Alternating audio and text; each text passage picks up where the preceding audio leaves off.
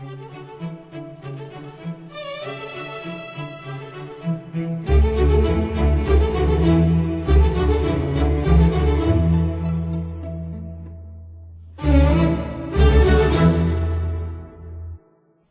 dostlar.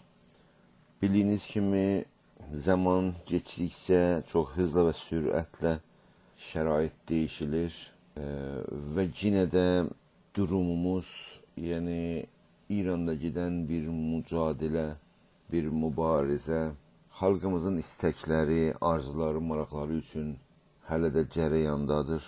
Bir özəl bir durum var İranda.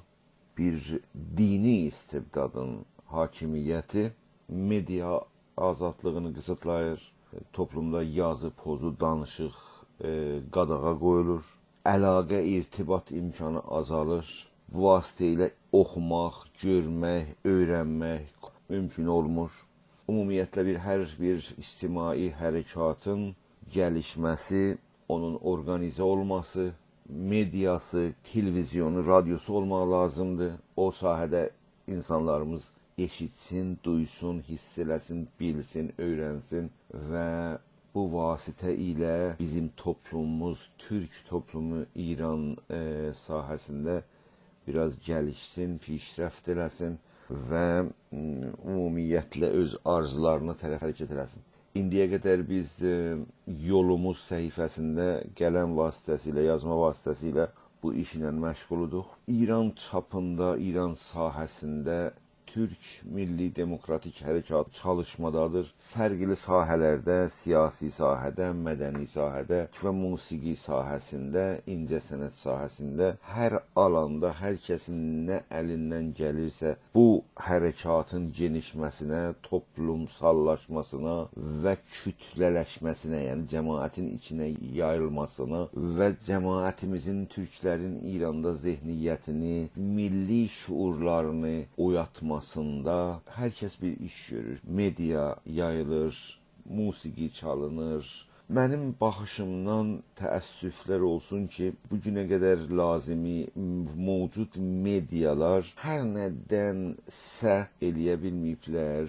Bizim xalqımıza gerçək ehtiyacı olan bilimləri, danışı intiqal etsinlər. Əlbəttə bunun mənası o deyil ki, heç bir şey görməyiblər. Amma bəzi sahələrdə əlbəttə çox ciddi işlər də görülübdür. Bəzi sahələrdə çox zəif işlər görülübdür. Bəzi sahələrdə, ələlxüsus siyasi sahəsində yanlış işlər görülübdür. Geçmişimizi, yəni keçən 30 ilə yaxın bir hərəkatın tarixini gözdən keçirmək, onu ələlxüsus strateji və taktik açısından görməyimiz lazımdır. Onu analiz etməyimiz lazımdır. Toplumda bizim xalqın necə ədalətsevər bir sistem, demokratik bir sistem, barışçıl bir düşüncə əsasında çalışmaları, insanlarımızın yeni düşüncəsinə bu solidarite, başqa xalqlarla barışıqda, yaxınlıqda, dostluqda, bərabər çalışmaqda öz arzularına çatmaq üçün xalqımızın içində nələr bizim xalqımıza və bizim xalqımızın gələcəyinə verəcəkdir deyə lazımdır danışılsın. Hər halda milli istəklərimiz nədirsə və necə əldə edilməlidir onların haqqında. Demokratik ədəbiyyat Türk Milli Demokratik Hərəkatının içində nə deməkdir? Ziddi demokratik ya antidemokratik ədəbiyyat nə deməkdir deyə onları örnəklər verəcəyik mövcud hərəkatın içində və onları tənqid altına alacağıq və bilirik ki, biz demokratik, insancıl dil hərəkatın güclənməsinə, hərəkatın xalqımızın içində yayılmasına daha ciddi köməklik edər, onu aydınladacağıq. Fərqli sosial, siyasi düşüncələri gözdən keçirəcəyik və baxacaq ki, bizim hərəkatın içində hangi fikri axınlar var, necə düşünürlər və o düşünmələr bizim hərəkatımıza nə qədər faydalı və nə qədər faydasızdır.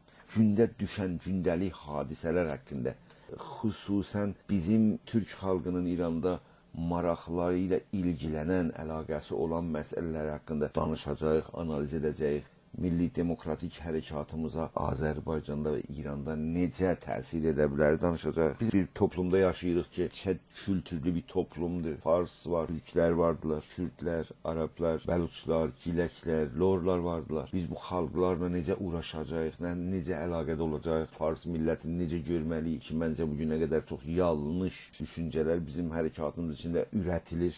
Onları tənqid altına alacağıq və insancıl düşüncəni, demokratik düşüncəni təqdim edəcək huzurunuza nə deməkdir deyə. Kürd toplumunu və Kürd hərəkatını ələlxüsus eleştirib onu baxacağıq. Düzgün baxışlar, yanlış baxışlar nədir demək. Bizim bu yolumuz səsi adıyla dünənəcən əgərsə yalnız yazı formatında təqdim olurdu. Bu gündən çalışacağıq ki, onu yəni səs formatında sizə təqdim edək. Mövzular sürətlə analiz olacaq. Sizin fikirlərinizi öyrənmək, tənqidlərinizi eşitmək və bu tənqidlərinizdə o danışdığımız, dediyimiz ədəbiyyat, demokratik ədəbiyyat, insancıl ədəbiyyatdan istifadə eləməyi təmrin edəcək, məşq edəcək. Tənqid nəyə olur? Tənqid harda, necə olur? Və demokratik tənqid ki, toplumun gəlişməsinə səbəb olur, nədir? Qeyri-demokratik tənqidin modeli və dili nədir və toplumu qoymaz gəlişsin və geri qalmış saxlayar toplumu, onlar niyə saxlayar deyə danışacaq. Hər halda bunun adı Yolumuzun Səsi unvanı ilə sizin xidmətinizdə olacaq. Bir qısa danışmalarla sizi yormadan fikrimizin mesajını, demokratik düşüncənin mesajını sizə sunmaqda əlimizdən gələni edəcək. Ona görə bugün birinci danışıq olsun deyə sizə təqdim elədim bu qısa. Məsələn, şüarlarımız nədir? Yaxşısı hansı şüarlardılar? Pis şüarlar hansı şüarlardılar? Ondan sonra düşüncələr sahəsində bunların hamısını bir baxacağıq və gözdən keçirdəcəyik. Təəssüflə indiyə qədər tənqidi baxış Türk Milli Demokratik Hərəkatının sıralarında çox zəif formada gedir. Çox az şəxslər və şəxsiyyətlərimiz vardı ki, tənqidi düşüncə modeli ilə və demokratik düşüncə modeli ilə topluma baxıb ya hərəkata baxıb onu analiz edir. Biz də bu sahədə çalışacaq ki, bəzi addımlar atılsın. Yavaş-yavaş danışığımız çoxaldıqca danışdıqlarımızın mənası da eşidənlərimizə daha artacaq və sizin reaksiyalarınız, tənqidləriniz, fikrinizi bizə sunduqca biz də onlarla cavablayacağıq, danışacağıq və bu vasitə ilə bir toplumda fikri gəlişmənin şəraitini yaratmaqda köməkçi olacaq. Bu dəfə xoşça qalın, gələn danışıqlara tək.